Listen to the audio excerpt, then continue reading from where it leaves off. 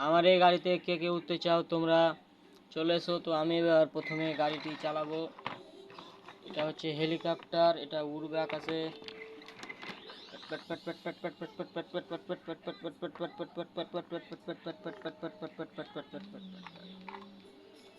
এবার চালাবো আমি প্রাইভেট কার। এই প্রাইভেট কারে মানুষ অনেক দেশ বিদেশ ঘুরে বেড়ায়। পিপিপ পিপিপ, ভুম পিপিপ, ভুম।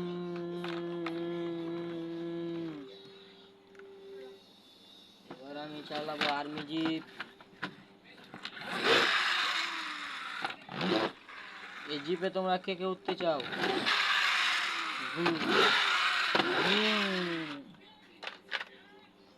এবার আমি চালাবো 2025 সালের নতুন গাড়ি।